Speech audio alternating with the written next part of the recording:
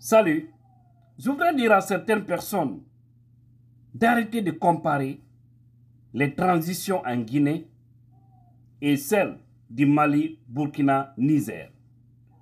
On n'a pas le même cas, nous n'avons pas la même situation que ces pays-là. Et ils ont un problème qu'on connaît, un problème de sécurité. Mais la Guinée n'a aucune menace. Si aujourd'hui, les gens refusent de faire du sérieux dans notre pays et que jusque-là, on n'arrive pas même à nous donner un simple référendum, ça prouve à suffisant que nous avons des médiocres, des apatrides à la tête du pays. C'est ça aussi la vérité. Sinon, vous ne pouvez pas faire plus de 3 ans, ou disons 3 ans à la tête d'un pays, sans que vous nous envoyez à toutes les élections, alors qu'il n'y a pas de menace. Regardez par exemple le cas du Mali. Goïta a pris le pouvoir, si je ne m'abuse, en tout cas cette transition, le 18 août 2020. Nous sommes en 2024, n'est-ce pas? Mais ils ont fini avec les référendums. Au moment où ils venaient, ils n'avaient presque pas un tiers du territoire malien. Parce qu'il y avait des endroits où on n'osait même pas voter. Mais vous avez vu, ils ont fait un grand effort. L'autorité malienne a presque le contrôle sur tout le territoire. C'est ça.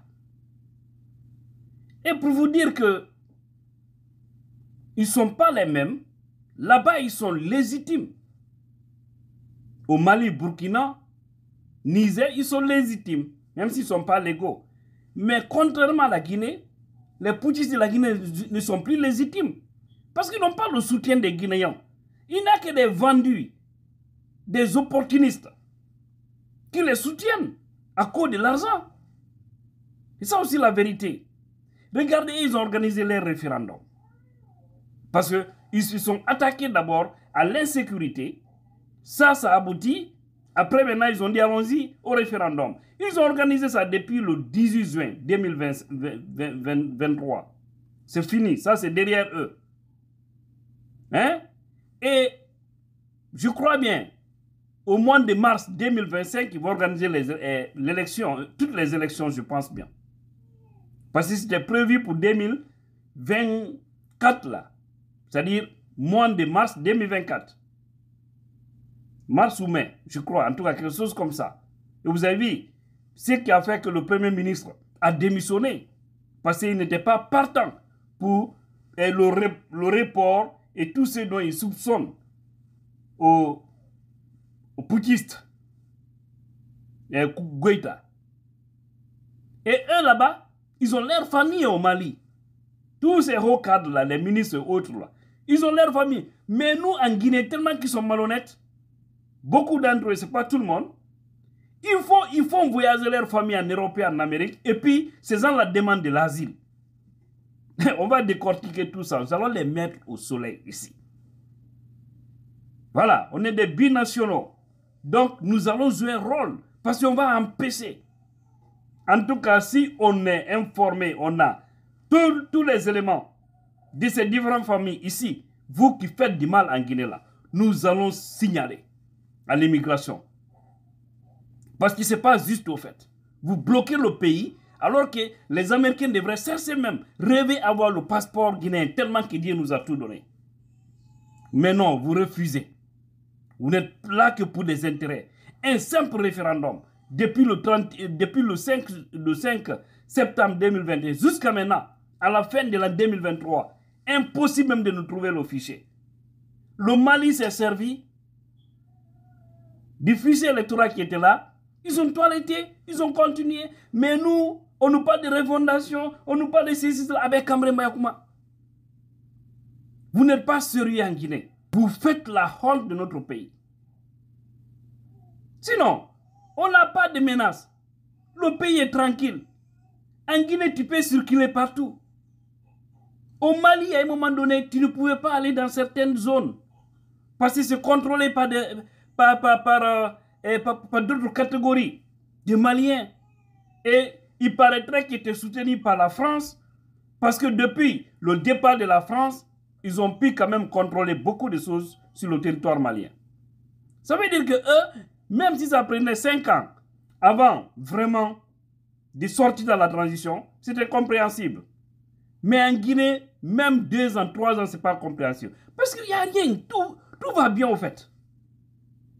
Il n'y a pas à dire non en forêt, il y a un problème, on ne peut pas aller là-bas, on ne peut pas travailler au Fouta, on ne peut pas travailler en Haute-Guinée. Non. En Basse-Côte, non. Tout est OK. Mais ils ne veulent pas parce que ce sont des manipulateurs que Dieu nous a donnés. C'est pourquoi j'ai dit, Guinéens, on doit se repentir. On nous parle sinon, on va travailler avec le RAVEC, on va faire sortir le fichier dans ça à Béouya. À Béouya. Un simple référendum. Vous êtes incapables de nous organiser un simple référendum. Un premier ministre nous a dit, j'aime toujours répéter ça parce que c'est celui qui l'avait dit, car d'ici la fin de l'année 2023, et 2024 d'ailleurs, on va finir avec le référendum. Où nous en sommes aujourd'hui? La transition sous Mamadi il reste que quelques jours. Et rassurez-vous, au soir du 31 décembre 2024, il y aura un nouveau vent qui va souffler sur la Guinée. Parce que vous ne serez jamais à la tête de ce pays. Il faudra aussi faire comprendre les Guinéens une chose. Parce que les gens vont penser peut-être, oui, au soir du 31, peut-être le premier, tu vas voir certains dire, ah, ils avaient dit qu'ils ne vont pas dormir au palais. Hein? Ils ont dit, au soir du 31, la Guinée, il sera ceci, cela. Alors, maman dit au palais. Vous n'avez rien compris. Vous n'avez rien compris. Ça veut dire, à partir du 31, jusqu'au moment où Dieu va décider, Mamadi ne dira jamais Alhamdoulilah. Et lui et son groupe. Ils passeront même pas tous les moyens pour se débarrasser du pouvoir. Parce qu'il y aura des choses. S'ils ne rendent pas le pouvoir, quelque chose viendra les faire rendre. Et si cette chose-là les fait rendre, ils paieront le prix plus cher. J'ai fait une vidéo tout récemment comparant la Guinée au Gabon. Hein? Le Gabon est venu, paf, ils ont organisé le référendum, ils sont pris dans ça. C'est derrière eux. 1 an. Il y a des maboules qui sont dans le système administratif guinéen qui m'ont contacté. Mon frère, toi tu n'aimes pas la Guinée, tu n'aimes pas ton pays. Tu aimes toujours comparer les choses. Notre pays, nous les Mamadis sont en train de travailler. J'ai dit enfer chez toi. Je prie Dieu que l'enfer du 7e degré s'occupe de toi. Parce que c'est des Guinéens dingues comme ça qui font que notre pays ne décolle pas. C'est-à-dire tout le monde voit la réalité. Tout le monde voit ce qui est clair. Ce que nous on dit là. Il n'y a pas de magie. Hein? On n'invente rien, c'est une réalité qui est là devant tout le monde.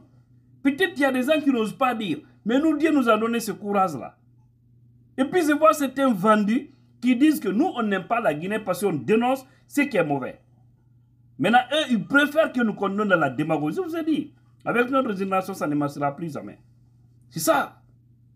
Donc, sortons dans cette transition, la Guinée. Ils ne vont pas organiser les élections, il ne faut même plus compter sur ces gens-là.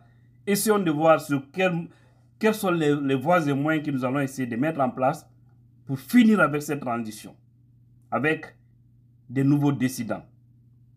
Lorsque Mamadi nous dit qu'il ne fera pas même un seul jour au-delà du 31 décembre 2024, nous avons pris acte et nous devons agir là-dessus. Les leaders politiques ont commencé. Hein. La société civile, il y a des grandes organisations qui se font. Hein. Wallahi, parce que vous avez trahi même Allah. Lorsque vous tenez vos paroles, essayez de les respecter. Si vous ne le faites pas, vous devenez les traîtres du pays. Alors, arrêtons de comparer.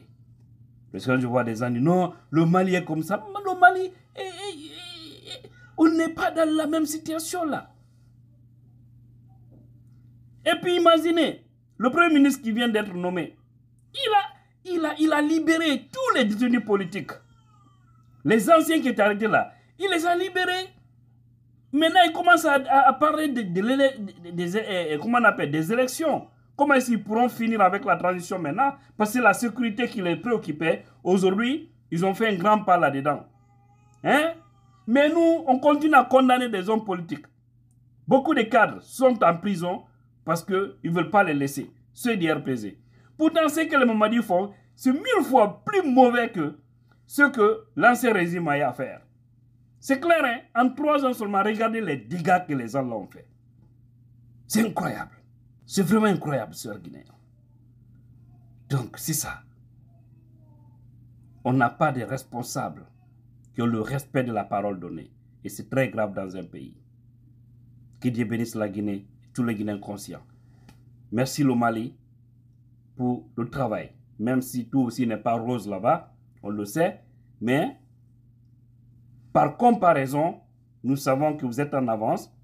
Si les Guinéens ne font pas attention, le Mali, le Burkina, le Niger, même le Gabon vont sortir dans cette transition et laisser le pays des griots et des malhonnêtes gens.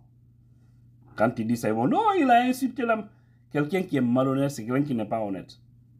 Voilà. Peut-être c'est le mot qui sonne mal. Mais toute personne qui n'est pas honnête est malhonnête.